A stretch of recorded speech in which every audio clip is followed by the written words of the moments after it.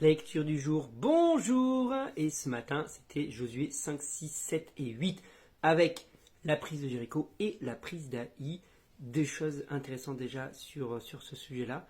C'est que j'ai remarqué une tendance sur l'être humain. C'est qu'on aime les recettes.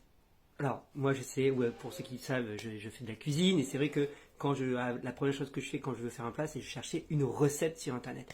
Et le problème, c'est que on fait ça aussi sur le domaine spirituel. C'est-à-dire que quand on veut avoir du succès dans un domaine de notre vie, en particulier, on cherche une recette. Mais c'est pas vrai que sur le plan spirituel, c'est vrai dans tous les domaines. Ok, tu veux faire du sport, tu vas chercher une méthode. Tu veux perdre du poids, tu vas chercher une méthode.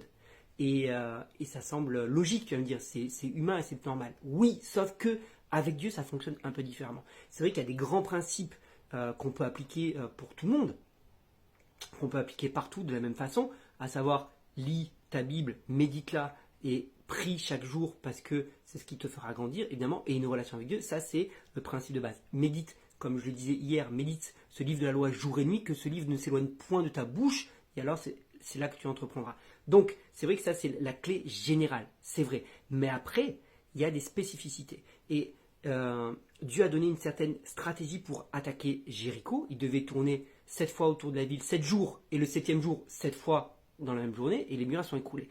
Et ce qui est intéressant, c'est qu'ils ne se sont pas dit, tiens, on va appliquer cette méthode à Haï, et on va appliquer cette même méthode à toutes les villes. Hein, ils auraient pu se dire, c'est bon, on a la stratégie pour conquérir le pays promis, et toutes les villes, on va leur tourner 7 jours autour de la ville, et le septième jour, on va tourner cette fois, et puis les murailles s'écrouleront, et puis on attaquera la ville. On voit que ce n'est pas ce qui s'est passé. Pour Haï, ils ont une stratégie différente. D'ailleurs, la première fois qu'il a échoué, à cause d'Akan, je fais une petite parenthèse, le problème d'Akan, c'est lequel? C'est la convoitise. Comment il va se confesser? C'est intéressant, il dit « J'ai vu et j'ai eu envie ».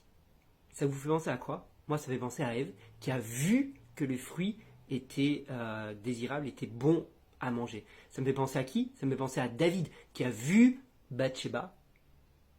Et ça me fait penser à quoi? Ça me fait penser à Jésus qui dit, si ton œil est pour toi une occasion de chute, arrache-le. Hein, la convoitise, c'est un frein et c'est un obstacle à la réussite. Ça, c'est clair et net. Tu ne dois pas chercher à réussir par convoitise, mais parce que Dieu te l'a demandé. Donc, je ferme la parenthèse. Quand ils vont réussir à attaquer, finalement, ils vont utiliser une stratégie complètement différente de celle de Jéricho.